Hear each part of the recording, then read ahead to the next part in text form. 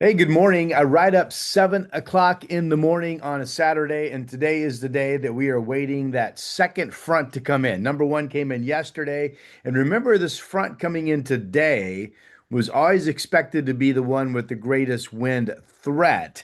And I begin with the National Weather Service warning watch advisory map all lit up. I'm meteorologist Rod Hill coming to you from Vancouver this morning, Washington, of course.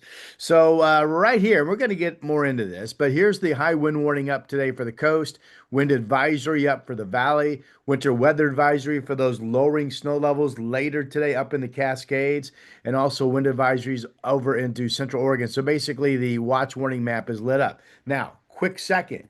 When I talked to you yesterday, we talked about this low coming in today being the greater wind threat of them all. And at the time, I had the winds like right here, and now the most forecast projections have the winds like here. Well, here gets us into warning and advisory mode, which 24 hours ago, I thought we had a chance to stay just under, but I want to give you the update. So let's get rolling out of all of this. And as always, my forecast here brought to you by the Momentous Wealth Podcast. Listen on Apple Podcasts, listen on Spotify for a variety of investment topics meant to educate you. Brought to you by Momentous Wealth Management Team for your retirement investing plans. They're licensed in both Oregon and Washington. Okay, I want to show you quite a bit from the local National Weather Service offices. So in terms of the rain projections, yesterday we had 3 inches or more at the coast. National Weather Service map here shows 3 to 4 inches. All total, yesterday, today, tomorrow at the beach shows growing confidence of over 2 inches to maybe even three in some spots up and down the valley. Now, real quick, the calendar day for yesterday, so ending at midnight last night, PDX, 81 100ths of an inch of rain. Remember, we were expecting generally kind of a half to 3/4, so went up a little bit above that. Salem, 66 100ths, McMinnville, 89 100ths. Hillsboro, just under an inch at 97. Again, kind of on the higher end of what the projections were. And Astoria, almost 2 inches rain just yesterday, 1.95. You get down into the southern Oregon coast, North Bend, just 27 100ths of an inch of rain. Winds were noticeable yesterday. There were no warnings or advisories out yesterday, which we did not expect. But with that said, we were right on the edge. PDX had a gust of 38, Salem 33. Most of the valley wind gusts were anywhere from 25 to 35, kind of what we expected. Astoria hit 51-mile-per-hour wind gusts from the south. Um, and if today's going to be more windy than yesterday, well, all of a sudden 51 becomes 60, and now you're in high wind warning territory. So again, here is that wind warning, basically from the National Weather Service for the coast. They're talking southwest winds 20 to 30, gusts to 65 miles per hour potentially, and they have the warnings up until 11 o'clock tonight. Here's the wind advisories, a couple of them for the valley. South winds 15 to 25, gust to 45, maybe some spotty gust to 50 miles per hour, again up through 11 o'clock this morning. Out of the Pendleton office, southwest gust 20 to 30, gust 45 to 50 miles per hour. Their advisory for the East Gorge out into the Columbia Basin is up from 5 this afternoon until 7. I really think for the Willamette Valley, in my notes, I wrote down the strongest chance for whatever the peak winds are going to be today, however high those winds are going to be, that the window of that happening is generally between 2 p.m. and 7 p.m. So 2 p.m. this afternoon through 7 p.m., the best chance to see gusts hitting 40 and over and maybe some 50-mile-per-hour winds. More on that coming up here in just a second. And then we have the winter weather advisory. Where you at? Where you at? This is for the Cascades and the dropping snow levels. They have this up late morning through tonight into early Monday morning for snow levels down to 3,500 feet. 6 to 10 inches of snow potentially at pass level. Remember, we've been talking about snow levels dropping later today into tonight. We could wake up to 6 inches of snow on the ground or even more at government camp tomorrow morning, which would be the first all-out winter driving conditions for the Cascade. So that is still on track. Now, I want to share this with you because I found it to be interesting. So every day, the National Weather Service, a couple times, well, I don't want to say a couple because it could be 3, 4 times a day. They put out a forecast discussion, and there's little tidbits of really interesting facts. This is basically handwritten notes from the lead forecaster on shift out of the Portland office. So he talks about it's a he or she. I didn't see who put this out. It could be a he or a she. All right, this jet stream. Initial jet seeing some winds of 60 to 70 knots, only a few thousand above the surface. Now, understand the front, yeah, one reason we're getting these big plumes of moisture. Yesterday, front had a jet core, and today's front has a jet core. Both of these jet cores that have worked in at 30,000 feet have winds blowing about 200 knots. So you're pushing 230, 40 miles per hour. Really strong jet streams, right? And a lot of the modeling shows that there could be a little stretch on a horizontal plane of absolutely steady 40 to 50 mile per hour winds just 1,000 or 2,000 feet above sea level. So if you live up at 1,000 feet, boy, you really have a heightened chance of seeing a stretch of really blustery winds that could be with you for a stretch of time today in that 40 to 50 mile per hour wind of sustained winds. So that's something that is being watched carefully. Um, so that was the main thing. Let me see. There's something else in here that was kind of interesting. Okay, okay, all right. So he says, at the same time, high resolution numerical guidance shows very limited instability. However, with sea surface temperatures remaining relatively warm, destabilization of the surface layer over the ocean seems to be underrepresented in the models. Okay, underdone. Even just a few degrees of surface warming could allow for overturning the lowest levels sufficient to bring these very strong winds down to the ground. So he's talking about you get some vertical mixing. You think the strong winds are up here, 1,000, 2,000 feet above sea level, or even higher. And then you get some strong vertical mixing. Remember, the rain is coming down, right? So some strong vertical mixing could pull from that horizontal layer of strong winds and bounce it down to the surface. And then you get these all of a sudden, the news channels like KGW TV would be out chasing these spotty little windstorms, or hey, we had damaging winds over here. We had a peak gust of 55 miles an hour. So that's what he's talking about, the watching there. So all pretty interesting stuff. Let's bounce down to the Medford office. Just want to show you folks, there's the high wind warning extending all the way down through Port Orford and Gold Beach, basically to the California border. Wind advisory all the way down into Roseburg as well. Um, Not Medford. And then you've got the winter weather advisories for the Cascades all the way down to the California border as well. So a lot of us are under, some sort of advisories today. Mostly the wind is the big concern. That discussion I just showed you, by the way, talked about the fact that the rivers really low going into this, as you know. And because of that, even with 3, 4 inches rain at the coast and maybe more at the coast range, and even 2 to maybe even 3 in the valley, the rivers are going to be able to take that and they're not going to rise enough to cause any problems. That's the thought. So good news there. All right. All right, let's get into what's happening, shall we? All right, 7:10 in the morning right now. Let me just refresh this to make sure we have the current radar data. Heavy rain pocket in yellow and orange bouncing off of the coast range. You see how elongated this is from the Washington, well, from Vancouver Island, really, all the way down to the California border, and now pushing out through the Columbia River Gorge. And even on the early visible satellite picture, you see some definition. So there's some vertical cumulus development, which produces the heavy rain rates. I mean, I wouldn't be shocked if we hear a rumble of thunder today. I think it's mostly just wind and heavy rain. Here's that second low wrapped up on the surface map right here. And there's the second. So the first front right here, and they kind of push through and extends out in toward the Idaho border, Washington and Idaho. But there's that second one. On the water vapor, look at the stretch of moisture. And people talk about atmospheric rivers, they talk about a continuous stretch of a moisture plume. Now, we were lucky because we had the front come in yesterday. Then we got somewhat of a break in the action last night, some showers, but nothing steady. We've got the second front coming in today. Then we'll get another, and then we'll break it down into more of a showery pattern overnight tonight, tomorrow. While this moisture plume tomorrow sets up more to our south. But there you can see that second low in the water vapor imagery just turning. So that's pretty cool. Now, I mentioned at least a chance of some lightning and thunder, and look what we have here. This is current information early this morning. Oh, wait, whoa. Is this old? Hold on. 11:30 Z. So, okay, this is a little old, but it did show last overnight some lightning strikes offshore and around that low center. So again, this is what's coming in. So this caught my eye, and I'm like, well, there's at least a chance of a rumble of thunder mixed in. Okay. Again, here's that stretch of moisture. This is mainly going to track down to our south, which is where the main moisture evacuation is going to be after this low in front comes in. All right, where we at? Let's get you to the Mount Hood. 33 up at Timberline right now. It was just rain up there yesterday, as expected. 39 in Meadows, 35 Ski Bowl. Government camp is just shy of 40 degrees, so the passes are all wet this morning.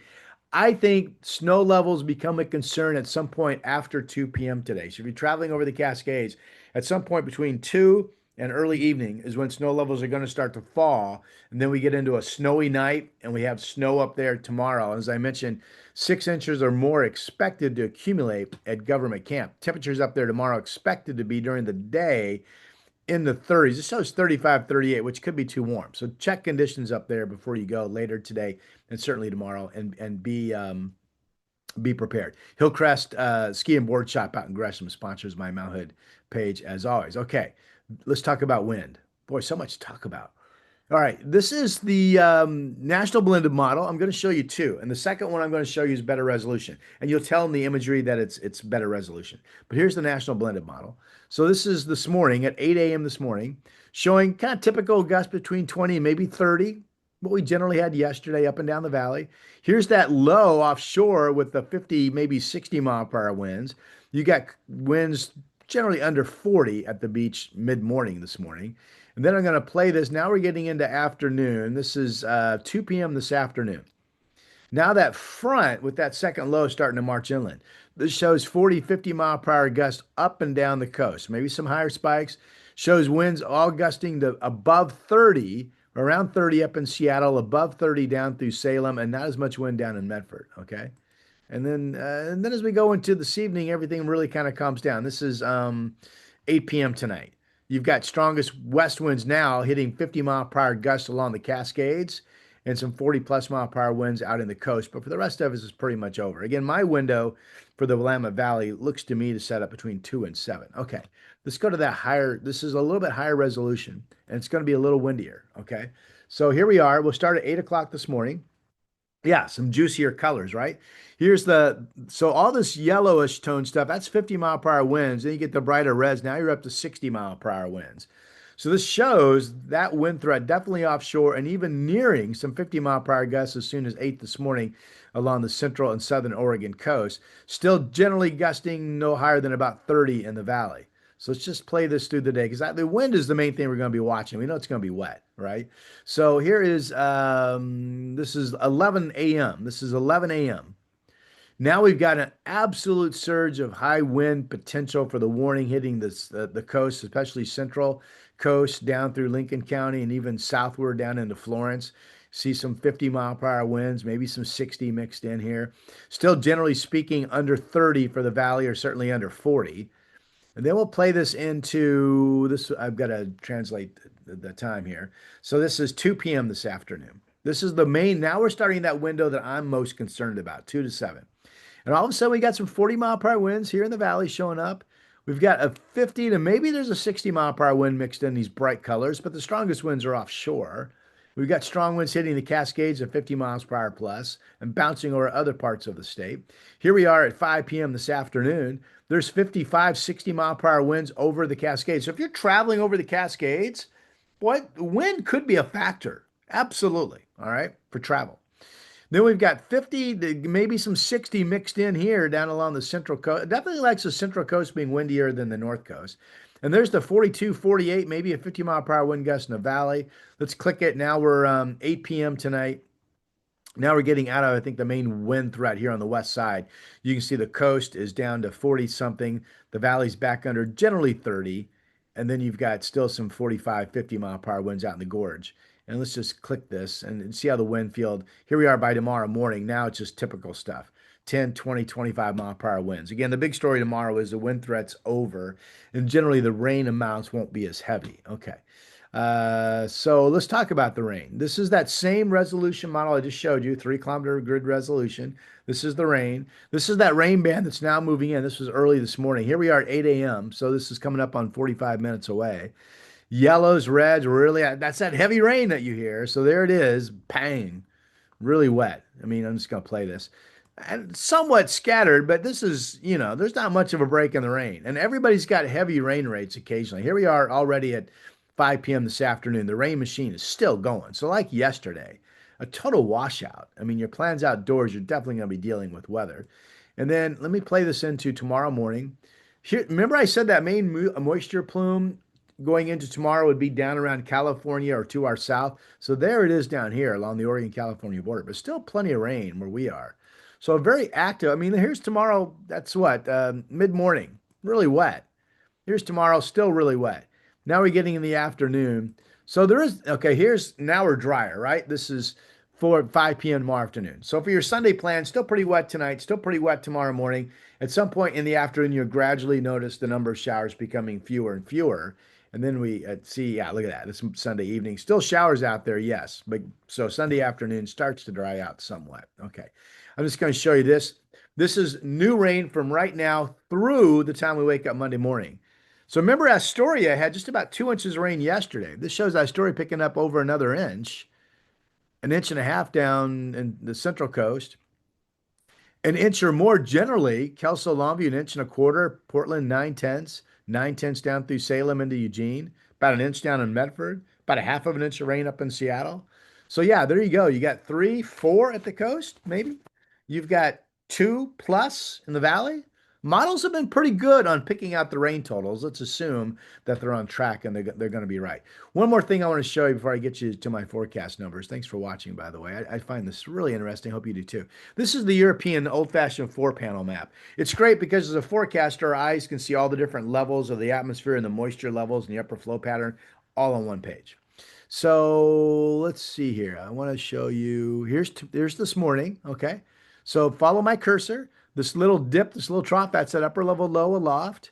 Here's that same surface low just offshore. See how the isobars of equal pressure are kind of packed tightly together? That's the wind.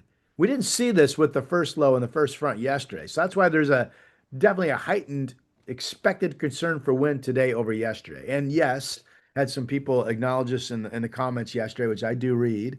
Uh, assuming today plays out the way that I'm telling you it will, safe to say that today's definitely windier than yesterday and windier than what I was preparing you for yesterday. All right. Here's the moisture in green.